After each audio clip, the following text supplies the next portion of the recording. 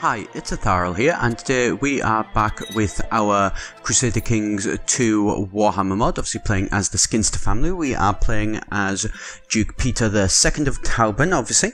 So we've skipped ahead a little bit of time here. I've done about another 15 years or so, and Peter is now getting towards his old age and everything like that. Obviously, he does have his son, who is now a full-fledged adult, ready to inherit him. You will also notice there that our liege lord, the Emperor of Middenland, has changed. We actually, during that time, have dipped our toe a little bit more into plots and intrigues, and what's happened is that Peter has managed to kill the actual heir to Middenland, and so that way the previous emperor's grandson would inherit, a young man still in regency. And then what we've also done following that is, thankfully, we've skipped ahead far enough so that the emperor has actually passed away while the young grandson was still in his infancy.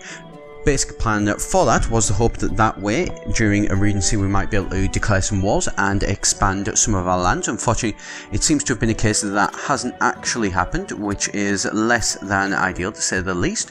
So instead, what we've actually decided to do is we have started a faction to actually be able to reduce the crown authority in Middenland, and this will bring it down from a high authority down to a medium. Still, unfortunately, not going to be able to wage wars, but you know, it does mean that the crown has slightly less authority in the land, and then eventually we can in the future potentially look at actually decreasing it down a little bit further again, move it down to a low authority, and therefore we would actually be able to declare wars again to other guys, and then who knows, maybe even actually be able to finally get some of these claims that we have spent most of our life actually working on.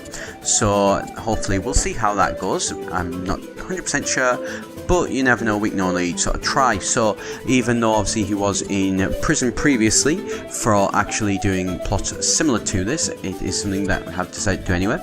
And there we go, we have actually managed to, while having 90% or so of the strength of our liege lord, so we do have quite a good percentage of strength, we have actually managed to basically tell him that, okay, you know, we are going to basically, you know, actually lower this authority, and he has decided to accept it under the conditions basically that he does not actually want a civil war at this time during his young age, which could potentially destroy, well, not destroy, but certainly rip the empire apart, as obviously we do control quite a large portion of land in the western Middenland.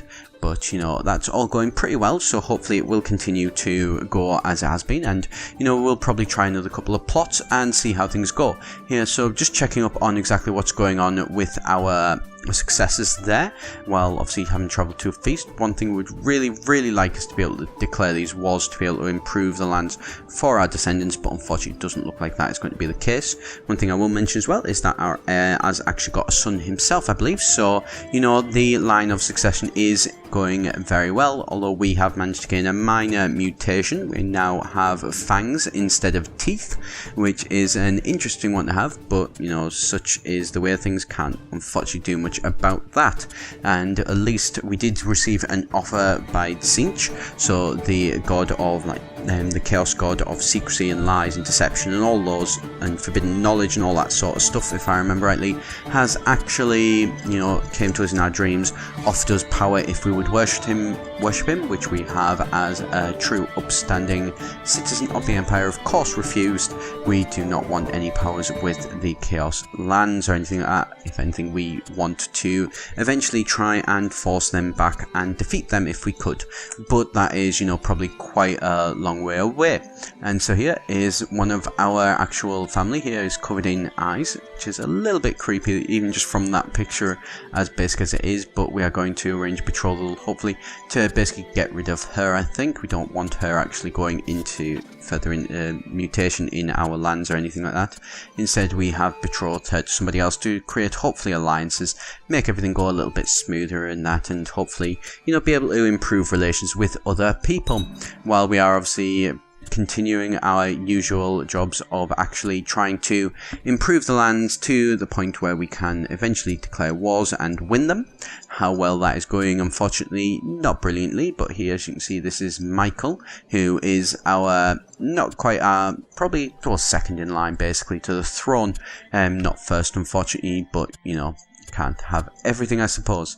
Oh wait, no, sorry, yes, Michael, there we go, he is. So yep, hopefully we are going to also change him. We are going to actually arrange for our son to have his education, so that way, you know, we are making sure that he is getting the sort of traits that we would want from a ruler. As you can see, there you go, my guy now in his 50s, starting to, you know, grey in the hair a little bit and starting to get on in years, but still with a good bit of life left in him to be able to hopefully get a good sort of another 5-10 years maybe out of him, and then Peter can finally pass away knowing that he has left the realm in a relatively secure position. He has managed to expand a little bit, not massively, but, you know, enough to be able to actually have some respect. I mean, he has obviously over 2,000 to the score he is adding, so he is definitely, you know, going to be one of the people who is remembered quite fondly, certainly more fondly than his, well, maybe more fondly than his father, maybe not, who, you know, he is, you know, better in certain ways, worse in certain other ways. He hasn't managed to expand the land quite as much as he would have liked, but he has managed to do more, but he's had more time than his father and things like that, so there's quite a few different sort of variables on exactly what's happening there and what could have happened and things like that. Obviously, if we hadn't had the crown laws increased, then I think it's safe to say though that there would have been a lot larger land for Tauben than there currently is, but we can't have everything, I suppose. And so here, we're just, you know, sort of arranging some education for children, making sure that our family is obviously continuing to grow. There is a fair number of sons in our land, so we could actually start to marry away the actual daughters in normal marriages to be able to, you know, get some decent alliances and things like that, although we are still probably going to look at keeping a couple of them ourselves, basically just to, you know, continue to expand the family. We obviously want to get the Skinster family to be as large as possible, so that there will always be a Skinster descendant on the throne with any luck, although whether or not that will actually happen, you know, does remain to be seen, whether we will actually get to the point of actually being the Emperor of Middenland. Certainly hope that we will, but, you know, we'll have to see how that one does obviously go at a later date. And there we go, got another one. Our daughter has managed to actually go to the point of being an adult. She is still betrothed to a guy who's not quite old enough to marry yet, but, you know, it shouldn't take too long, and that will more than likely change. This woman here still not our ally, since obviously we've managed to take over her lands when she was obviously in her infancy. Even though she is now old, she has very likely not forgotten. And in my old age, Peter has actually managed to calm down. He is known for having been wrathful pretty much of his life against people that wrong him, but he is finally, you know, in his 51st year of life, he is finally managing to sort of calm down a little bit. And so here, actually, he does have a title. He is known as Peter the Kind, which seems like a little bit of a strange one for somebody who is actually known to have been plotting to assassinate people and leading factions and been part of a civil war and everything. So, you know, seems like quite a strange one for him to be classed as Peter the Kind. But there you go, I suppose it's just one of those things, as these names seem to be a little bit random sometimes how they actually get chosen. And so here we're obviously just doing another feast with our Emperor, managing to keep all of his actual vassals happy, I think, spending quite a bit of money to do that as well, more than likely. I will just mention as well, obviously, if you are enjoying the series, please do be sure to subscribe. I'm going to be putting these out a lot more regularly now again, as I am back and actually able to start uploading and everything again, as I was on holiday for the last 2 weeks, hence the quite sort of slow upload speed. But, you know, obviously that is hopefully going to be chasing around in the next couple of weeks, and we'll get things back to how they normally are, of more than 2 every single week. So here we are obviously just having a look around, seeing possibly about changing our nominee for the actual lands. There is, I mean, not very much that really we can change to. There's not really very many people who are any better than our son, so you know, we'll just obviously have to keep Michael as he is. I believe it's Michael at least, who is my eldest son, who is the one who is due to inherit. One thing I do like is with the elective monarchy that it does mean that I can obviously choose ones if I do see somebody who is particularly a lot better, such as potentially one I am considering would possibly be my grandson.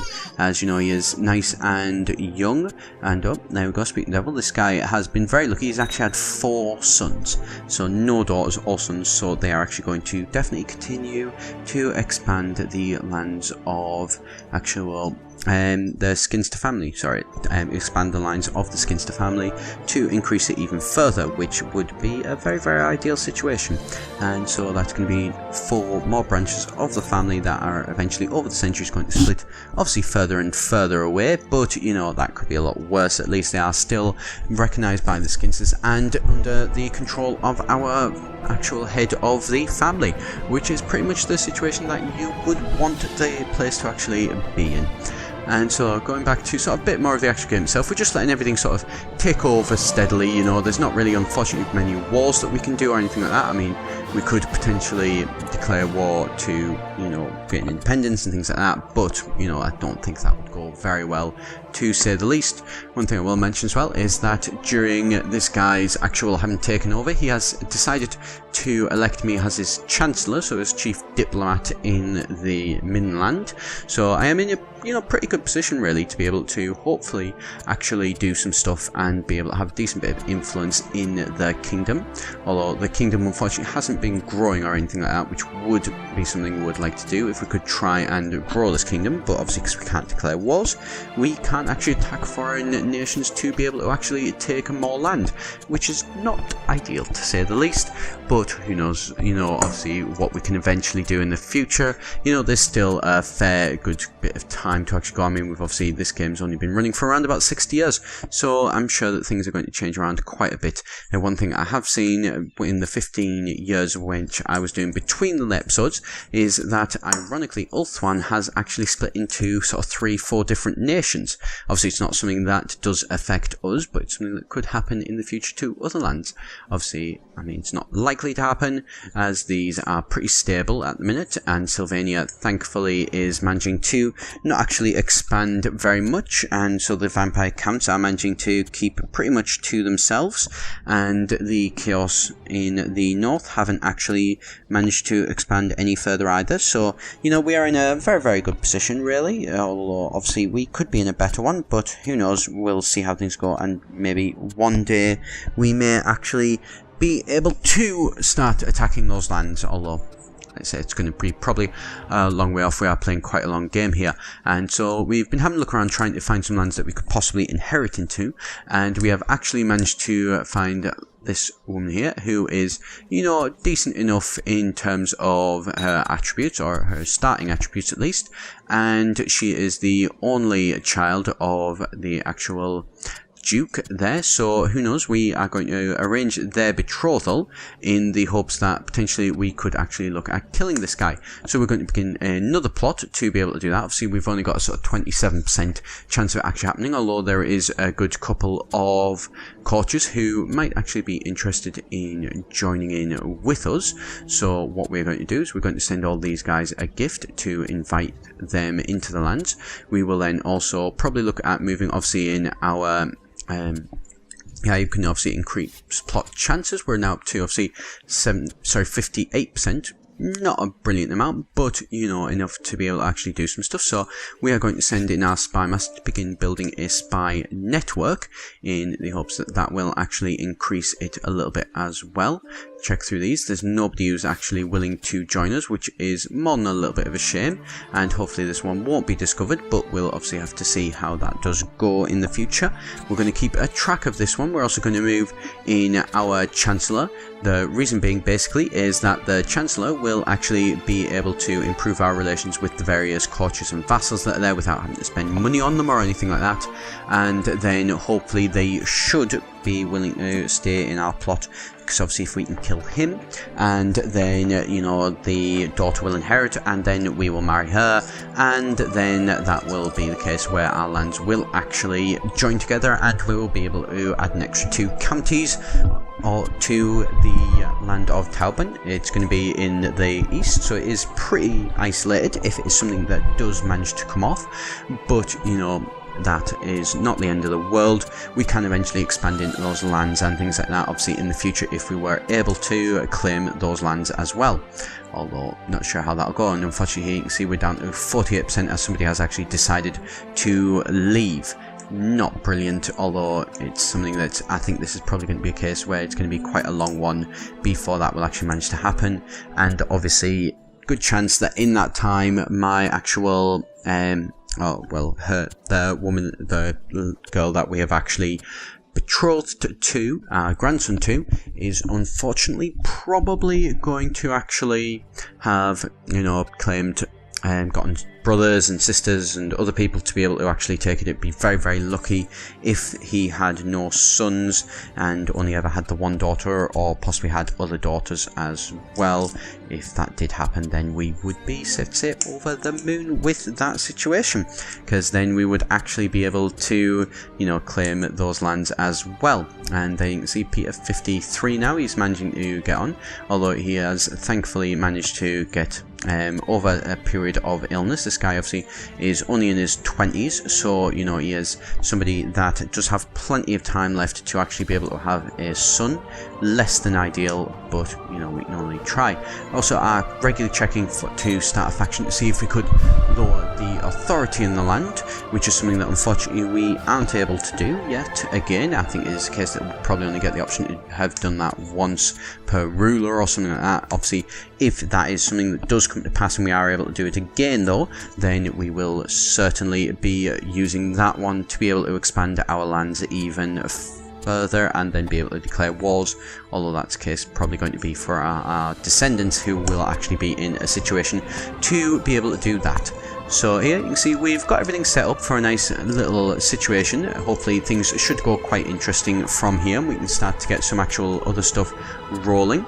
So I'm pretty much going to leave that one here for a little bit. I'll see how things go. I may actually skip things forward another bit. I shall obviously let you know in the next video. So hope you have enjoyed the video. Of course, if you have, please do be sure to subscribe for all future videos coming out. Obviously you want to make sure that you're getting all your notifications for when they are happening, and obviously if you do have any suggestions, as ever, do feel free to leave a comment below. Let me know what you think I should do, if there's any directions and things like that, obviously. So thank you very much for your time today. I hope you enjoyed it. I've been Etharal here at eGen, and we shall see you next time for the next video.